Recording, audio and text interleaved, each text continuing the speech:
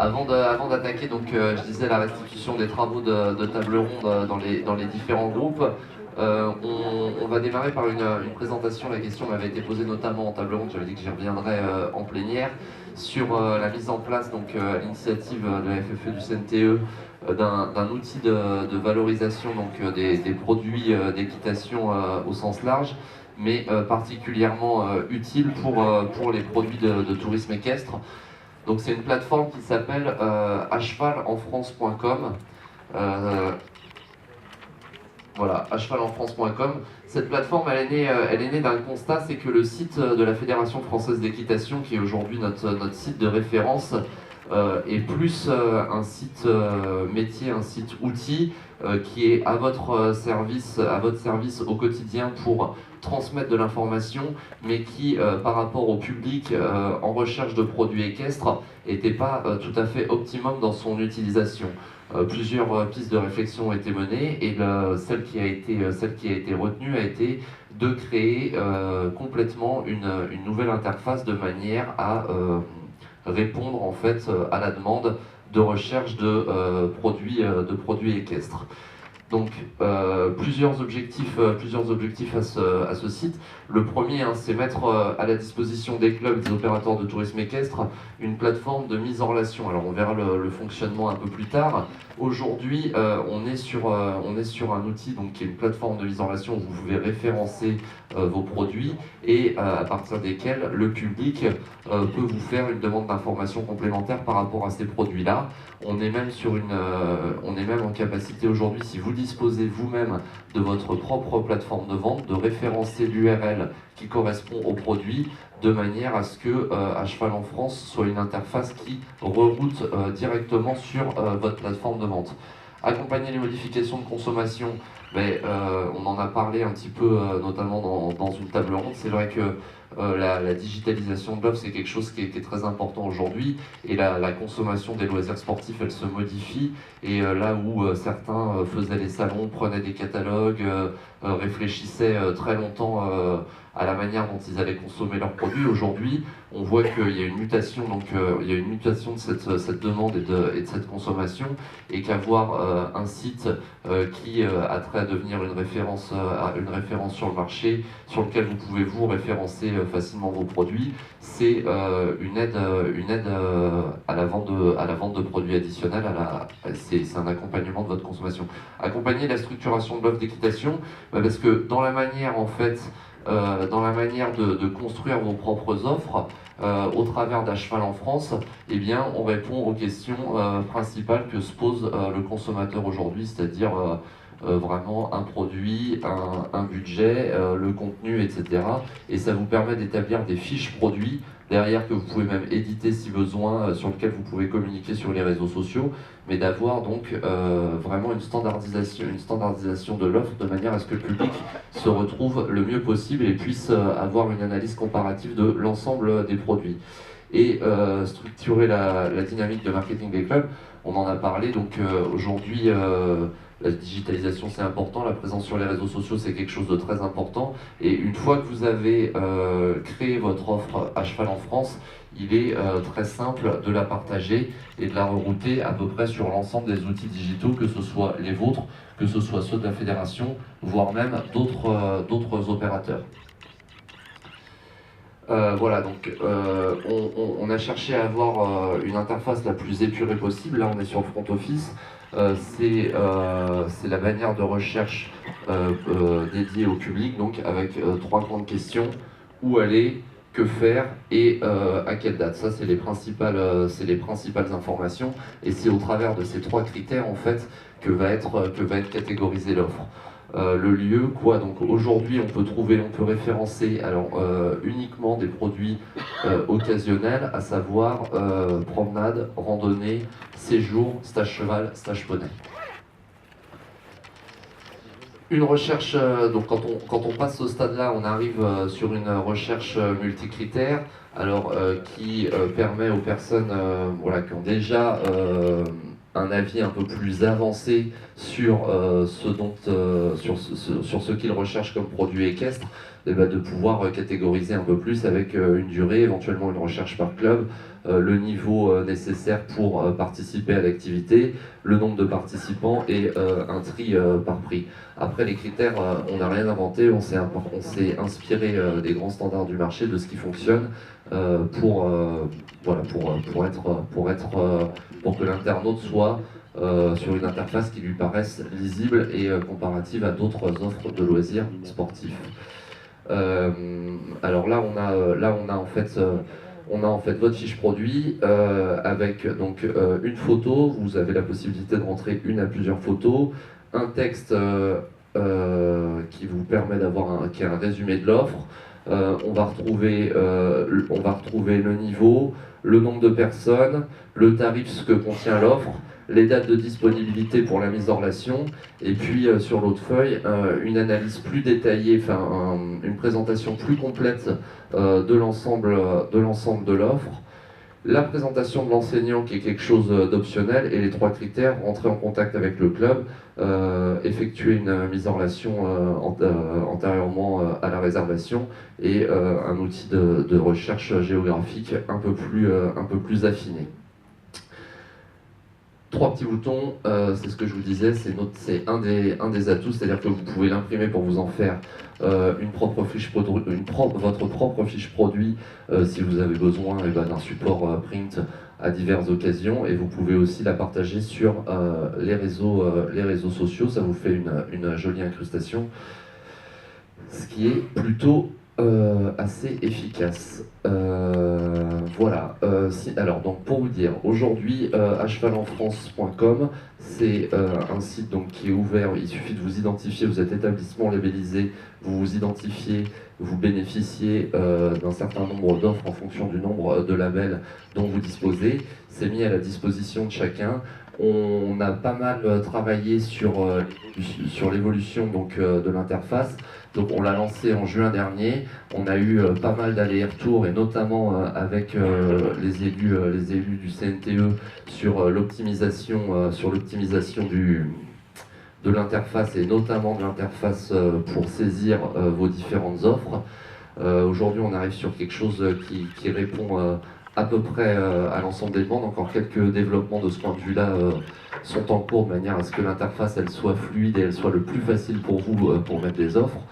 On est sur la phase 2 du projet, c'est-à-dire le référencement d'Acheval en France. Parce qu'aujourd'hui, le site existe, quelques offres sont référencées, pas encore assez. On compte sur vous pour référencer l'ensemble de vos offres, parce que c'est aussi ce qui va contribuer au référencement. Pour que ce site-là vive, il faut que chacun y contribue et que chacun y mette ses propres produits, de manière à ce qu'on puisse les valoriser. Et derrière, les services informatiques sont en train de travailler donc au référencement web de ce site-là, pour que quand on fasse vacances à cheval, recherche, qu'à peu près l'ensemble des critères de recherche qui ont attrait avec les activités proposées remontent le site en numéro 1. C'est quelque chose qui est relativement long, assez compliqué, mais voilà, nos services informatiques sont dessus, et à échéance du printemps prochain, normalement, à Cheval en France, si chacun y contribue pour référencer ses offres, sera un produit web efficace pour assurer la commercialisation de vos propres produits. Dernier point, et pas les moindres, vous avez vu la tablette. Les services de la Fédération française d'équitation, mais également des comités régionaux d'équitation, sont présents sur différents stands salons. On était par exemple la semaine dernière, ou il y a 10 jours, à Kidexpo, à Cheval en France. C'est un excellent outil pour nous, parce qu'à partir du moment où on a du public qui s'intéresse au travers des baptêmes poneys qu'on peut proposer lors des poneys clubs éphémères à l'activité équestre, l'ensemble des produits qui sont référencés sur Un Cheval en France, ça nous permet, nous, de donner aux parents l'envie d'aller tout de suite transformer et tout de suite prendre relation. Donc plus on aura de produits sur cette offre-là, plus nous on sera pertinent pour derrière valoriser la plateforme et valoriser vos propres produits, de manière à vous accompagner dans la commercialisation de ceci. Voilà ce que j'avais à vous dire sur À Cheval en France. Jean-Pierre, une petite précision éventuellement? Non? Des questions? Oui? Oui, alors, aujourd'hui, l'ensemble de nos clubs n'étant pas structurés avec des plateformes de vente, c'est pas, comment dire, c'est pas quelque chose d'obligatoire. C'est-à-dire que, de base, c'est une mise en relation. En revanche, si vous avez, vous, l'URL de vente qui correspond à votre produit, vous avez la possibilité, au moment où vous saisissez votre offre, de la référencer et en passant par Un Cheval en France, au moment où il va cliquer sur contacter le club pour cette offre-là, on le bascule directement sur votre propre plateforme de vente. Oui, ça c'est actif. Il faut que le club dispose de ça. C'est ça. Il faut que le club ait sa plateforme de vente. C'est pas un outil de. C'est vraiment. On est sur un outil de mise en relation et on ne pourra pas légalement aller au-delà de ça. Sauf si, voilà, on peut accompagner un club qui dispose déjà de son propre outil de vente en ligne, mais nous, on ne pourra pas générer des outils de vente en ligne pour l'ensemble des clubs, c'est impossible. Autre question? Ouais.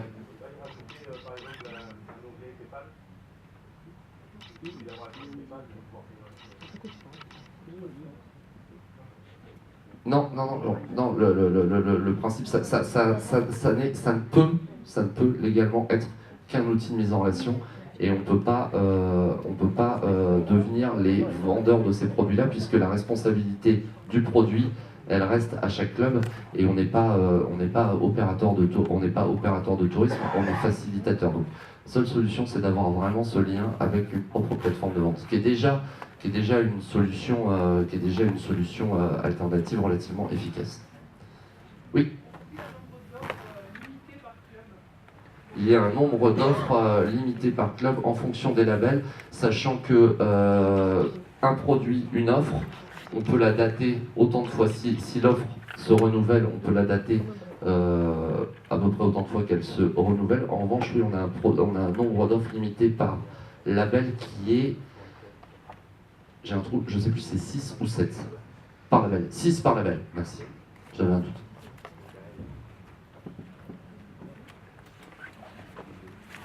C'est bon pour tout le monde?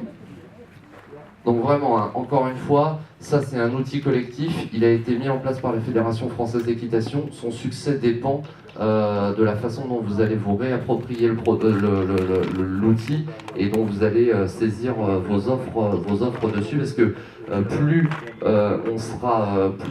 on aura de contenu sur ce site-là, plus on en fera un site de référence et plus voilà, la recherche de produits de tourisme équestre passera par lui. Donc on est à la croisée des chemins où on va faire le boulot de notre côté et on attend une petite contribution de votre part également, individuelle à chacun. Par rapport aux dates, vous avez amélioré ces dates toujours, par exemple, sur les promenades à cheval, c'est toujours date par date. C'est-à-dire que chaque lundi, on doit passer toute la semaine à mettre les dates. J'ai pas compris la question. En fait, je parle de promenade à cheval. Les promenades à cheval, j'en ai fait tous les deux, j'ai déposé ces offres. Oui. Et chaque lundi, j'étais obligé de mettre la date du lundi, mardi, mercredi, jeudi, vendredi, samedi, dimanche, et ainsi de suite. Et chaque lundi. Alors ça c'est dans la finalisation des derniers développements, mais c'est quelque chose qui avait été identifié. On s'était eu au téléphone à ce sujet-là. Oui, mais sauf que le développement, globalement, ça prend du temps. On avait des priorités, c'était noté. Ça, ce sera opérationnel. Ça fonctionne. On a eu le mail là? Ah d'accord, pardon. Donc ça fonctionne. Oui. Oui. Non. Ouais, c'est un choix qui a été fait d'ouvrir le service aux établissements labellisés.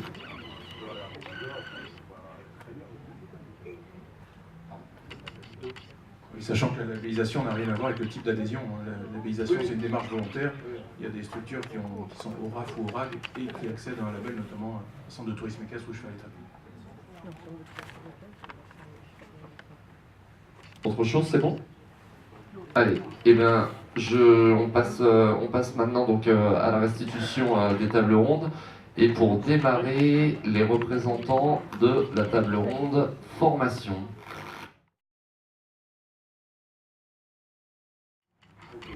Bon, donc sur ces 3 ateliers, on a remarqué, enfin il y a eu donc une problématique, deux problématiques soulevées, et une qui a fait l'unanimité sur les 3 ateliers, c'est le MATE, donc avec ce problème de reconnaissance sur l'attelage. Alors les solutions qui peuvent apparaître, c'est de travailler sur une surqualification de type BF, avec au préalable des personnes qui ont des capacités d'autonomie, soit en enseignement, soit en accompagnement, et aller sur un module complémentaire qui pourrait donner des capacités pour enseigner les pratiques de l'attelage. Et ensuite, c'est promouvoir la formation du pratiquant, donc réactualiser peut-être les galops d'attelage, les formes de tous les supports liés à l'attelage, donc les galops d'attelage, avec aussi donc remettre en place ou réactualiser les fiches d'évaluation pour les examens. L'autre problématique, elle est évidemment sur les ATE. Ce qui revient régulièrement, c'est le problème de l'habilitation, donc avec le nombre de licenciés, l'inventaire des randonnées, l'inventaire des randonneurs quand ils ne sont pas licenciés. Il y a des établissements qui fonctionnent, mais ceux qui fonctionnent en général n'ont pas que des randonneurs licenciés à la Fédé. Donc là, il y a sans doute un travail à faire pour changer de thermomètre et pour essayer de travailler sur cette habilitation des centres de formation. Il y a aussi la qualité des formations. Donc il y a une idée d'harmoniser les tests d'entrée et les tests de sortie avec la mise en place d'un calendrier national de façon à identifier bien des établissements ou par région des établissements qui pourront accueillir les tests d'entrée, les tests de certification finale, et puis répertorier aussi les évaluateurs un peu probablement à l'instar de ce qui se passe et ce qui va se passer pour les nouveaux BP. Par rapport à cette problématique de qualité de la formation et d'homogénéisation sur le territoire, il paraît essentiel de faire de la formation de formateurs et de continuer un peu la démarche qu'il y a eu l'année dernière lors du séminaire de formateurs à ATE, d'en créer un spécifiquement pour l'ATE. Avec les idées fortes, c'est amener des ressources pédagogiques, du contenu, de façon à ce que les gens qui viennent, qui prennent du temps pour se former, ils aient des supports et des outils de formation. Et puis, lors de ce séminaire de formation, on pourra aussi commencer à proposer le travail, à présenter le travail sur le guide pour ouvrir la réflexion et élargir cette réflexion. Voilà donc sur ces deux problématiques qui ont été soulevées. Ensuite, il y a eu des infos plus générales, évidemment sur la réforme du BP en 4UC, donc avec l'identification d'un ATE qui n'a plus qu'à aller chercher du C3, le module pédagogique. Donc là, il y a des constructions à mettre en œuvre.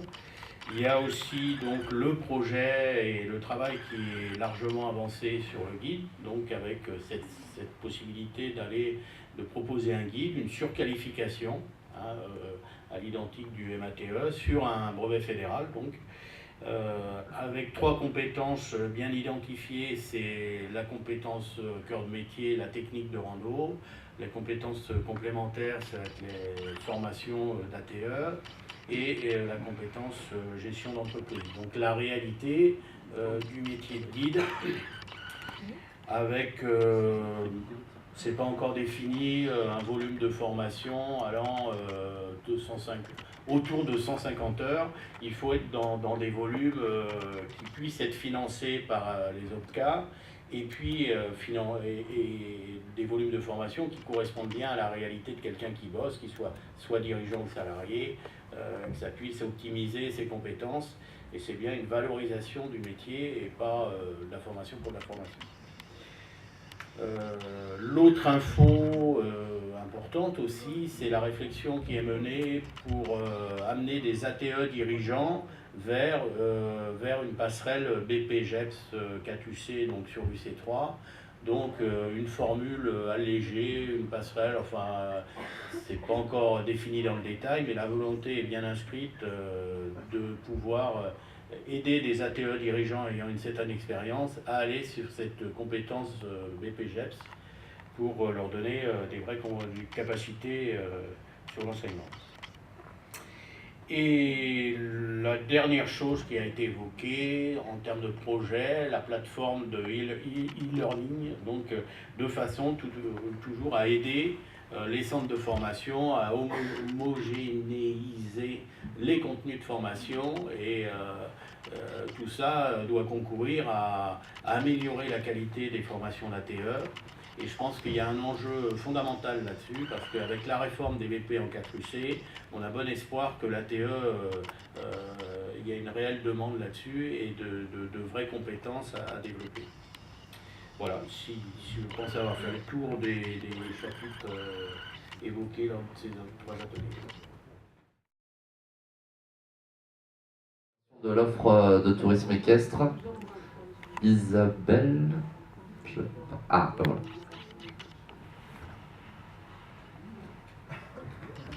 Si tu peux redonner l'intitulé exact de ta table. Oui, j'allais le faire, oui, merci. Donc effectivement, pour notre part, c'était sur la gestion d'un centre de tourisme équestre et la conception d'un produit de tourisme équestre. Donc sur les 3 tables rondes, en fait, on a eu de grosses inégalités sur les sujets discutés. Donc particulièrement sur les produits proposés, il y a eu beaucoup de discussions sur les produits proposés par toutes les personnes présentes sur la table ronde, et notamment la réglementation qui tourne autour des forfaits touristiques. On a également eu ce matin pas mal de discussions sur la réglementation générale des centres de tourisme équestre et notamment la problématique des établissements non déclarés, savoir comment ça se passe effectivement pour ceux-ci. Et sur la table ronde, une des tables rondes d'hier aussi, on a eu pas mal de discussions sur les produits de tourisme équestre qui peuvent être proposés dans les établissements. Donc particulièrement là-dessus, on est revenu sur ce que vous pouvez proposer, donc sur les séjours en tant qu'accueil collectif de mineurs et les randonnées que vous pouvez organiser par rapport à ça, sur la réglementation de ces randonnées-là en tant que manifestation sur la voie publique et les dernières modifications qu'il y a eu récemment et qui prendront place à partir de décembre. Et aussi pas mal de discussions, donc c'est ce que je disais tout à l'heure, on a évoqué le sujet particulièrement sur la réglementation des forfaits touristiques. On a aussi évoqué les règles de circulation en général, en tant que prestataire de randonnée, vous avez tous les jours, vous faites tous les jours face à ces règles-là. Donc, quelles sont les voies accessibles, quelles sont les règles de circulation sur ces voies-là, et le type de responsabilité qui peut être engagé en tant que randonneur et en tant qu'éventuelle victime due à une faute du propriétaire du chemin. On a parlé également de l'immatriculation, donc ça c'est la réglementation des forfaits touristiques, donc tout ce qui tourne autour de l'immatriculation auprès de DATU France. Et on a eu une partie aussi sur la conception de ces produits et la commercialisation. Donc les points importants qui sont ressortis, c'est effectivement toutes les problématiques d'accueil, les problématiques d'implantation de l'établissement pour proposer des produits adaptés à la clientèle, les moyens de commercialisation, la clientèle visée. On a notamment parlé de tout ce qui était attraction de la clientèle à l'international. Les problématiques aussi sur éventuellement, beaucoup sur le droit du travail, puisque ça c'est quand même assez important.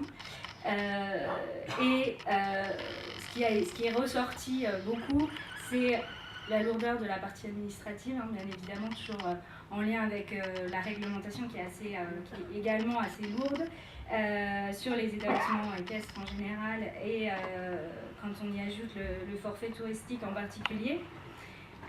D'autres points qui sont ressortis de nos discussions, c'est la circulation et notamment toutes les problématiques liées aux chemins ruraux.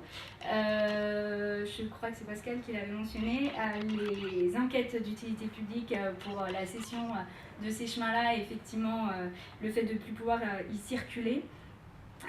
Savoir comment on peut s'y impliquer et empêcher effectivement cette cession pour éviter que les randonneurs ne puissent plus utiliser ce chemin-là. Savoir ce qu'on peut faire aussi auprès d'Atout France et des pouvoirs publics pour alléger la réglementation sur les forfaits touristiques.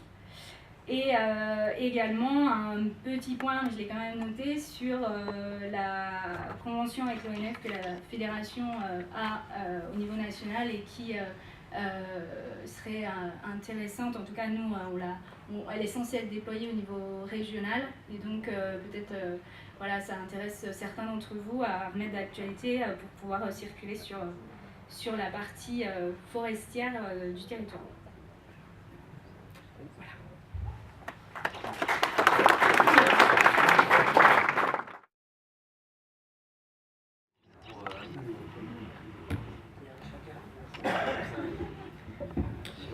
Donc on va vous présenter les principaux axes qui sont revenus sur cette table ronde.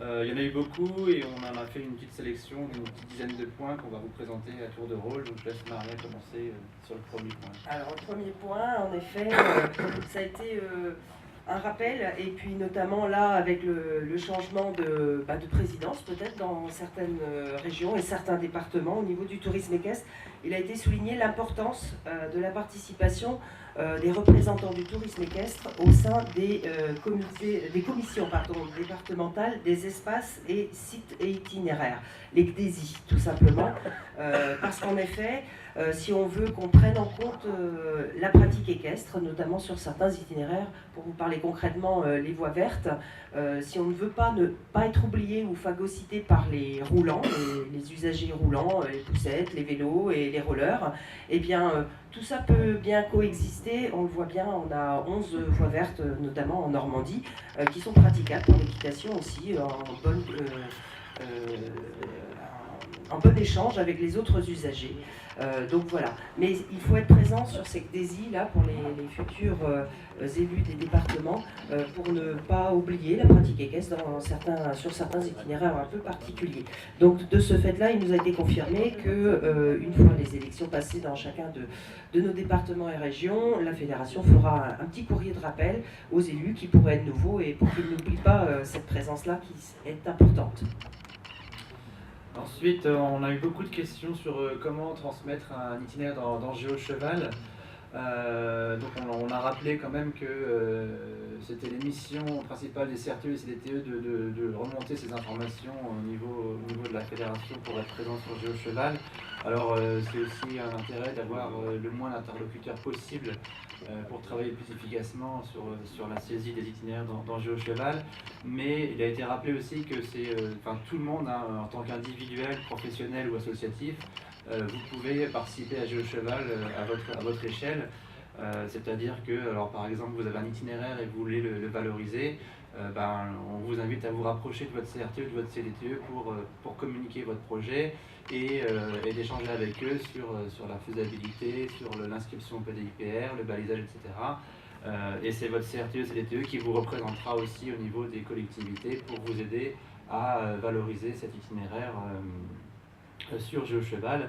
Alors c'est pas forcément une création d'itinéraire, hein, c'est aussi à vous en tant que cavalier, randonneur de transmettre les éventuelles améliorations de tracés, des modifications d'itinéraire parce qu'il peut arriver que sur le terrain ça ne corresponde pas aux brochures qui ont été réalisées sur la cartographie. Donc voilà, vous êtes acteur à votre échelle du développement du tourisme équestre et de son maintien, et notamment aussi à travers Suricat, un outil de remontée d'anomalie terrain. On en a parlé et je vous invite à contribuer à Suricat pour remonter vos anomalies. Alors aussi une prise de conscience du coup parce que dans le concept comme ça va très vite. Hein. on trace un itinéraire, on le transmet au CDTE, au CRTE, et puis demain il est en ligne, cartographié, balisé, communiqué, avec bien charté, tout ça. Évidemment, désolé de vous ramener à la réalité, ceux qui ont pour habitude, qui ont déjà créé des itinéraires, vous savez bien que cette vitesse-là de création est bien plus lente. Ça ne veut pas dire qu'il ne faut pas se lancer dans le projet, bien au contraire, mais il faut bien prendre conscience qu'en moyenne, on observe 2 à 3 années avant que réellement un itinéraire soit promu, identifié et mis en avant. Ce qu'il a été souligné aussi, au-delà de cette prise de conscience de la réalité du temps, de la valorisation d'un itinéraire, je parle trop fort. Ouais. Trop près. Je parle trop près. Alors, du coup, voilà, l'idée aussi, on l'a vu, on l'a entendu plusieurs fois, le mot structuration.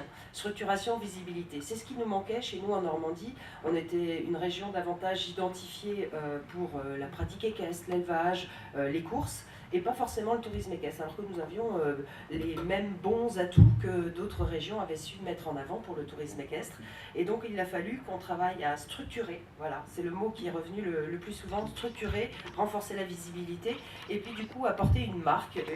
Voilà, chez nous, c'est un petit logo vert avec une tête de cheval, la Normandie à cheval, une charte graphique avec des documents d'appel, un document général qui reprend tout ça.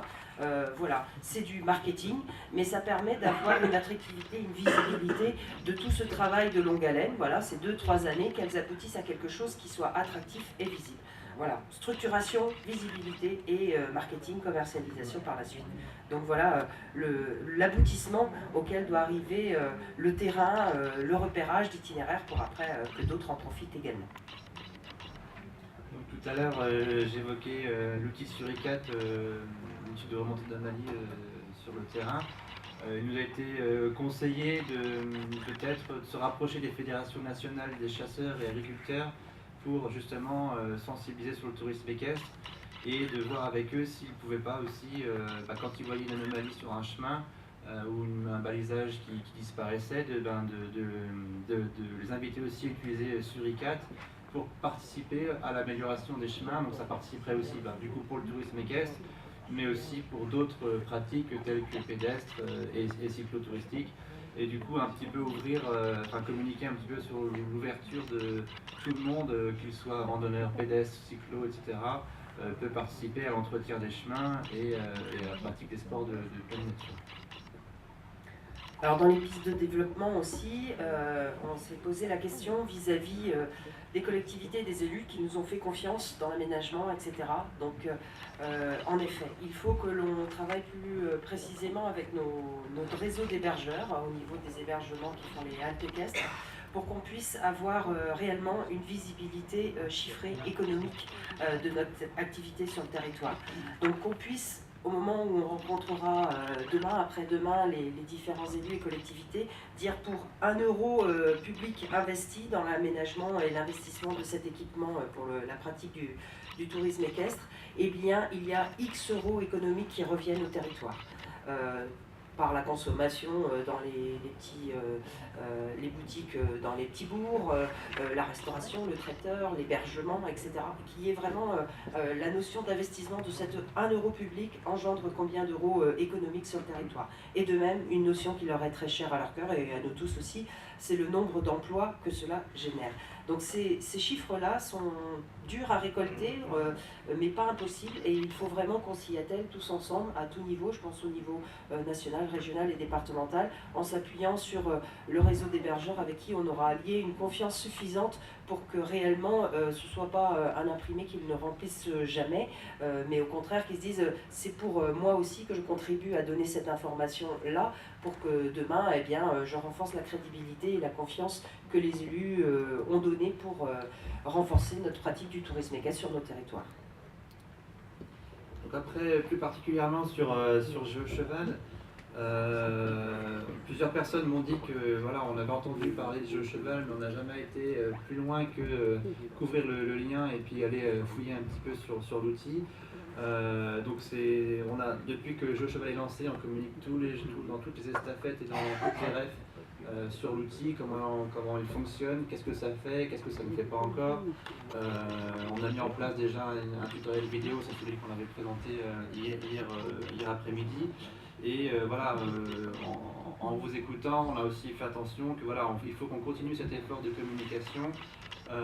Peut-être faire des focus plus précis sur comment utiliser un outil dans les staffettes, faire peut-être des vidéos complémentaires, comment voilà, j'ai un besoin, comment j'utilise GeoCheval pour répondre à mon besoin. Donc voilà, c'est des pistes de travail qu'on va mettre en place et qu'on va essayer de vous apporter pour pouvoir vous aider à vous approprier au mieux GeoCheval.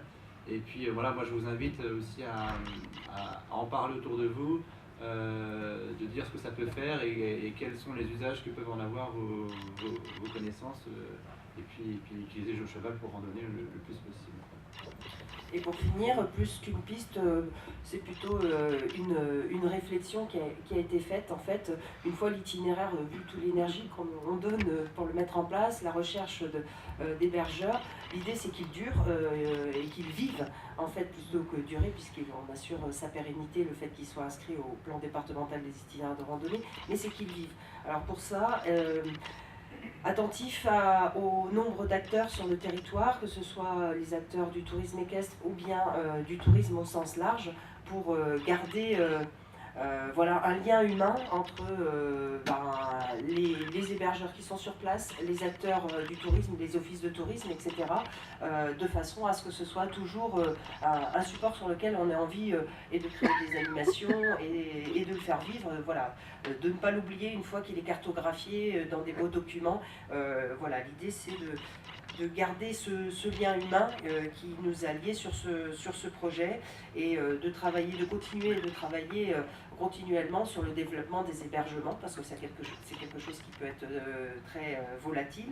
Et puis notamment une observation très juste qui nous a été faite par la région Centre-Val de Loire, de privilégier, quand cela en tout cas est possible, la proximité de structures équestres, centres équestres ou centres de tourisme équestre sur les itinéraires, parce que là aussi ils permettront en tout cas d'avoir une activité équestre économique plus fréquente que juste des passages de cavaliers amateurs sur ces itinéraires. Donc c'est pas inintéressant non plus. Voilà.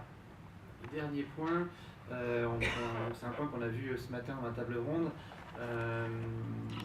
On a entendu certains comités qui avaient du mal à capter de nouveaux bénévoles, voilà, des gens qui participent au développement du tourisme équestre, etc. Du coup, on a évoqué de mettre en place, enfin, c'est une pratique qui a été vue dans un CDTE, je crois que c'est les Hautes-Alpes, je ne sais pas s'ils sont là, mais en tout cas on a repris un peu l'idée. Ce serait de faire un formulaire en fait national. Voilà, je fais du cheval, j'ai envie de participer au tourisme équestre, mais je ne sais pas comment ça se passe. En allant sur le site de la FFE, j'ai un formulaire, je mets mon nom, mon prénom, j'indique dans quel département je veux agir et je vais cocher. Voilà, moi je vais participer, je veux faire du balisage, ou alors je veux faire de la collecte GPS, ou alors je veux juste faire de l'administratif, je veux donner un coup de main pour voilà. Et l'idée c'était que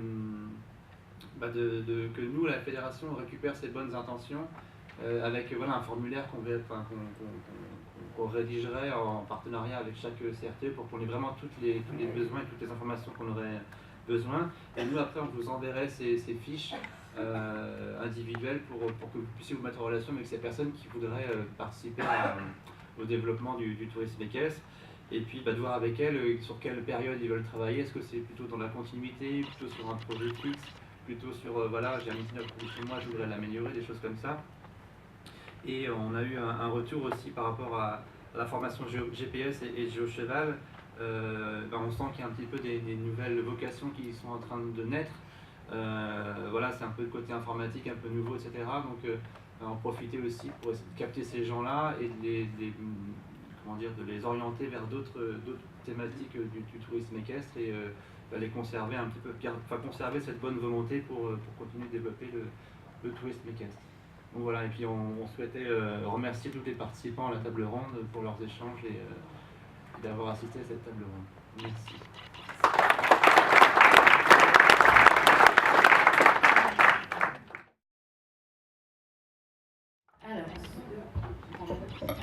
Sur la table ronde d'animation des territoires, les échanges sur les 3 sessions ont été divers. Cependant, on a pu relever des constantes. La première, ça concernait la représentativité du tourisme équestre, comment promouvoir cette pratique auprès des acteurs, qu'ils soient haute sport de nature, mais surtout les collectivités territoriales. C'est surtout ce qui nous a intéressés sur la table ronde. Un concept, une idée a été formulée qui représente bien les enjeux. C'est l'idée d'une citoyenneté équestre pour pouvoir être chacun les ambassadeurs sur notre sphère d'activité du tourisme équestre. Donc typiquement sur des compétences qui relèvent du maire, que ce soit le dirigeant du club qui aille promouvoir le tourisme équestre auprès du maire, le CDTE auprès du conseil départemental et le CRTE auprès du conseil régional pour être schématique. On a aussi souligné l'importance de siéger aux différentes instances où sont évoquées les thématiques de randonnée, d'itinérance douce. Donc l'importance de siéger aux commissions départementales des espaces sites itinéraires, mais aussi de sensibiliser les ADT, Agence de développement du tourisme, commission départementale de tourisme, pour promouvoir le tourisme équestre en région. On a donc proposé en piste de développement pour accompagner cette démarche qui n'est pas toujours maîtrisée par les acteurs équestres en région, de mettre à disposition un kit de communication qui comprendrait différents courriers, communiqués de presse, comme les démarches qu'on a déjà entreprises au niveau national, des courriers de sensibilisation aux conseils départementaux et régionaux, la mise à disposition des plaquettes institutionnelles pour promouvoir le tourisme équestre en France, etc.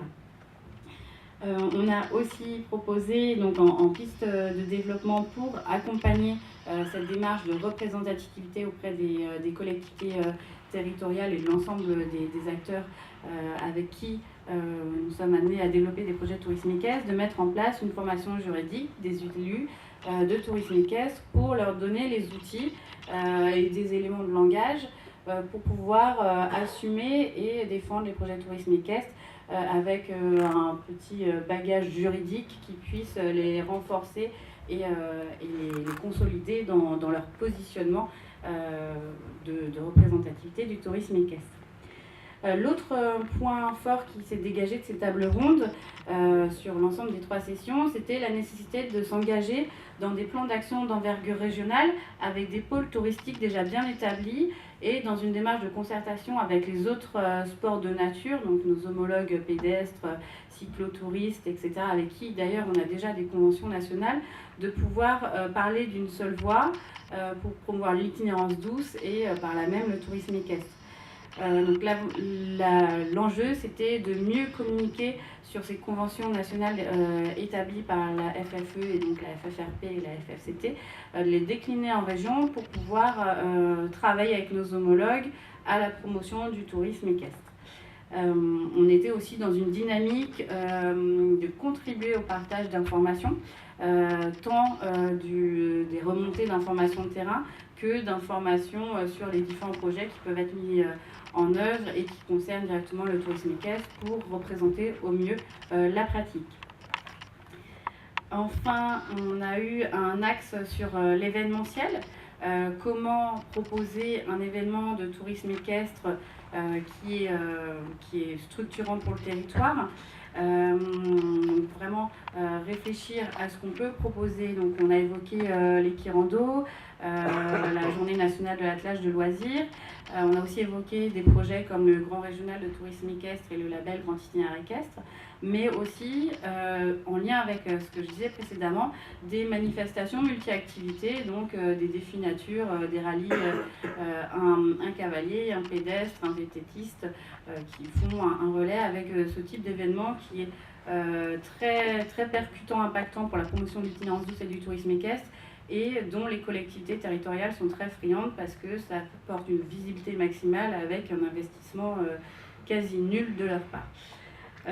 On était aussi sur le fait que dans l'organisation de ces événements structurants, la plus-value de l'adhésion à la Fédération française d'équitation, c'était évidemment les facilités administratives qui étaient apportées par l'adhésion dans le cadre de l'organisation de ces manifestations, comme vous l'avez pu l'évoquer sur la table ronde gestion de structure, je pense. Et voilà, vraiment l'événement qui est une façon de promouvoir le tourisme équestre, d'inciter à la randonnée et d'attirer un public plus large vers la pratique. Enfin, on a eu une réflexion sur l'intégration de différents acteurs qui agissent dans le périmètre du tourisme équestre, mais dont ce n'est pas l'activité principale. Donc principalement des hébergeurs, comment les intégrer dans les projets de tourisme équestre, qui est un point fondamental du schéma de développement des infrastructures. Qu'est-ce qu'on peut leur proposer pour nous, que ça alimente notre maillage et qu'eux s'y retrouvent aussi en termes financiers. Donc sur l'évocation du réseau délégataire du label Cheval Étape et des différentes négociations qui étaient en cours et envisagées. On a aussi eu une réflexion sur comment intégrer des structures lorsque sur certains territoires il n'y avait pas forcément d'offres ciblées tourisme équestre, mais qu'il y avait des projets, des demandes. Comment mieux intégrer d'autres structures plus généralistes d'équitation à la démarche pour pouvoir être en mesure de répondre à la demande des touristes sur le tourisme équestre. On a aussi eu donc dans la piste de réflexion d'intégration comment intégrer donc l'attelage, les personnes à mobilité réduite, ce genre de pratiques ou d'accessibilité alternative pour promouvoir et développer le tourisme équestre. Et enfin, en guise d'ouverture et de conclusion, c'était comment on peut, dans le cadre de participation de cavaliers non licenciés à des manifestations, comment on peut les amener à rejoindre le giron fédéral. Qu'est-ce qu'on peut leur proposer pour les convaincre à franchir le pas et que ce qui est entendable, qu'aux manifestations fédérales, tout le monde soit licencié. Et sur ce point-là, je rejoins le premier point que j'ai évoqué tout à l'heure. Ça soulève aussi le rôle d'ambassadeur que tous, centres équestres, associations de cavaliers, organes déconcentrés, nous devons jouer pour promouvoir et représenter le tourisme équestre et attirer les gens dans le giron fédéral sur la question de la représentativité du tourisme équestre.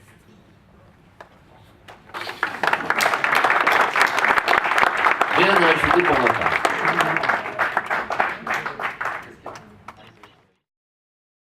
La parole à Jean-Pierre pour clôturer, revenir sur tout ce qui a été dit. Vous voyez que l'ensemble des sujets, ils sont multiples. Il y a eu beaucoup de questions posées. Maintenant, il va nous appartenir collectivement d'y apporter des réponses. Et ces réponses, on peut les apporter pour une simple et bonne raison, de manière sereine. C'est parce qu'on est unis, on est dans une fédération, on est dans une grande famille. Et que la fédération, comme le rappelait Serge Lecomte hier, elle sert à faire collectivement ce que chacun dans notre coin, on ne sait pas faire. Et donc je pense que plus que jamais, à l'heure des divisions, à l'heure pas dans notre environnement, mais du désenracinement des uns et des autres, le monde sportif, le monde culturel est important et a son rôle à jouer pour que les gens se fédèrent, œuvrent ensemble pour le collectif. Voilà, ça n'empêche pas bien sûr de travailler pour soi lorsqu'on a son entreprise, mais aussi de temps en temps d'y consacrer de l'énergie. Beaucoup d'entre vous sont des bénévoles impliqués dans les organes déconcentrés de la fédération, et à l'heure où de nouveaux comités régionaux, nouveaux comités départementaux d'équitation et de tourisme équestre vont voir le jour dans quelques semaines, je vous invite à les solliciter parce que finalement ce qui est bon pour vous individuellement est bon pour d'autres, et de faire partager vos expériences parce que c'est ensemble, tous ensemble, parce que la fédération c'est nous tous, qu'on arrivera à faire prospérer ces différents projets. Donc merci à tous en ce qui me concerne pour ces 2 jours. Je trouve que ça a été très fructueux, et puis je vais remercier bien sûr les intervenants et passer la parole à Jean-Pierre pour une clôture de ces 2 journées de rencontre du tourisme équestre.